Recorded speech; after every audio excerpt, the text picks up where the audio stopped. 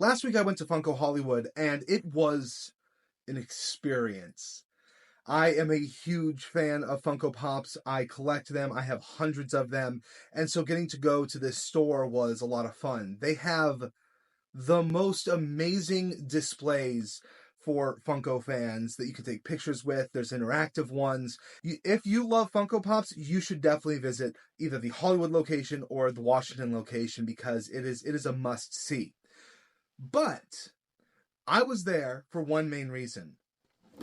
I wanted to pop myself. Pop Yourself is something that is available both online and in the Funko stores where you can make a custom Funko Pop of yourself. And I just want to do a quick review of the process and the final product because I was a little surprised. So this has had a lot of hype around it. Funko collectors, this is like the holy grail. You could go and do this in the store because there's only 2 physical locations where you can do this, and they're both on the West Coast. And so I was really looking forward to doing this, and I did have fun making this. That's the first thing I want to talk about is the process. You go up to this kiosk and you select what you want, and it prints out this long receipt with barcodes, and that is what they use in the back to make the actual pop. These are actually being like handmade by an employee. And I got my pop and I noticed a couple things. First of all, you get to pick a decal set that you can put on either the box or the pop itself, which is a fun little touch, a little added bit of customization.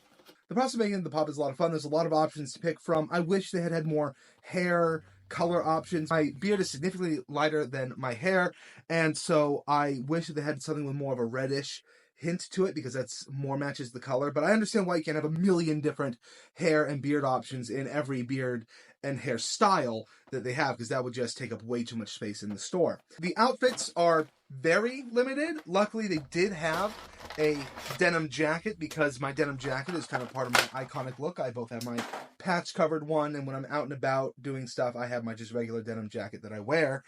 And I was able to pretty much replicate the outfit that I was wearing that day, which was really cool. Then you get to pick 2 accessories to put on it. I picked a cell phone because social media influencer, and of course, a little Funko Pop. And both of these can actually be removed from the hands, which is neat because you could get a bunch of different little accessories. But that brings me to my first criticism is they should make some of the accessories available to purchase individually so that you could like interchange what your Funko Pop character is holding. Because right now you have to buy a pop just to get 2 of the accessories. My next criticism is the quality of the box. Now it's like a normal Funko box, and then you can put your name here, but the name is put on with just some like clear tape, and like mine has some like gunk stuck under the tape, and I don't know why they couldn't just, have it where the box is flat and it just prints right onto the box. You would think that that would be something that would be very easy to accomplish in store, especially with the resources that Funko has.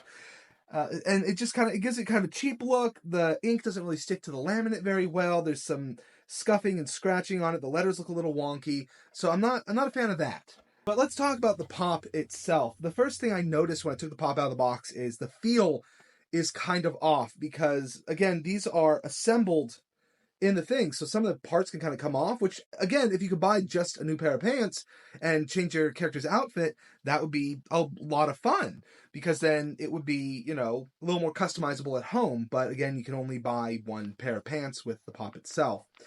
But with that, there's this big gap here between the torso and the pants, and that kind of makes it look a little cheap and weird, but I can kind of get past that because, again, they're being built in store. The next thing I have wrong with it is the beard doesn't quite fit the face perfectly, and it's kind of just held on with some glue dots. The hair is kind of clipped into place. You can see where there's an indent for where the peg is. Again, why is there an indent on the outside, though? It should be flat. And then also you can see the seam line on the beard from when it was made. It just feels like this is supposed to be a customizable, one-of-a-kind little thing for yourself. The craftsmanship should be better with it because it's 3 times as much as a regular Funko Pop. On regular Funko Pops, you don't have the issue of seam lines nearly as often. Everything is kind of much more cohesive with standard Pops. And with this having the much higher price point of $30, I would expect the quality to at least be equal to a standard Funko Pop. And also the proportions are a little odd. Funkos tend to have stockier arms, bigger hands, and these arms just kind of feel kind of spindly and small and fragile. So in your hand, it kind of feels like a Funko Pop knockoff product, where it just doesn't feel as well made as one that is made in a freaking factory. One plus side to this is it is a very accessible thing for people. Anyone can go and make a Funko Pop for themselves. The hard part is the whole time I was comparing it to a Funko Pop that someone made for me. One of my followers, J Clay 97, years ago made these two custom Funkos of Doni and I, and they're gorgeous. At the time, Doni had these red tips on her hair, so that was a really cool, intricate detail he was able to add. It has her beauty mark.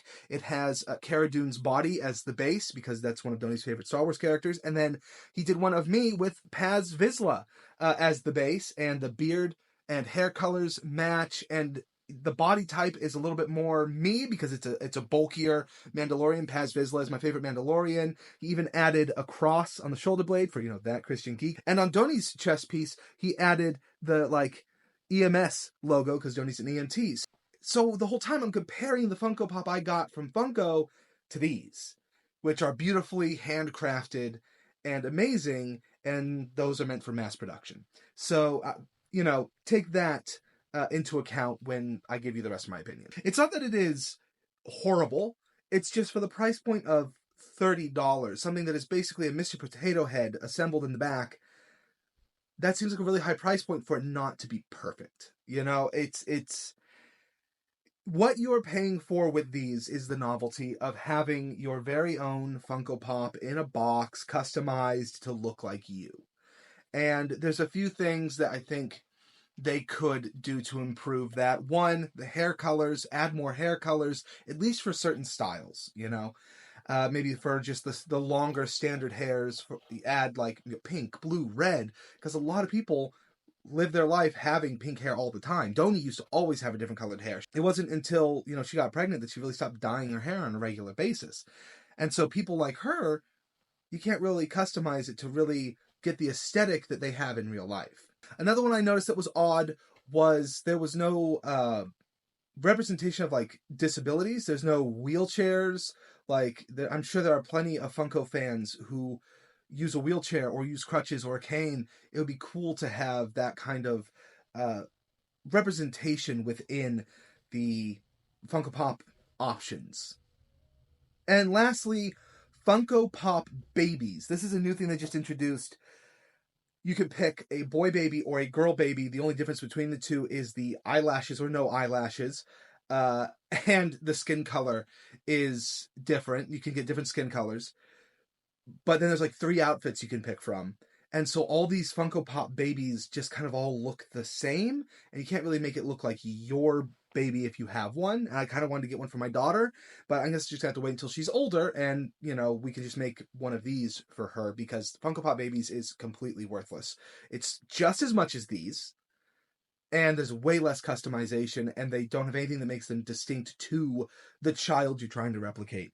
And so don't get the Funko Pop babies. But the real question is this worth it?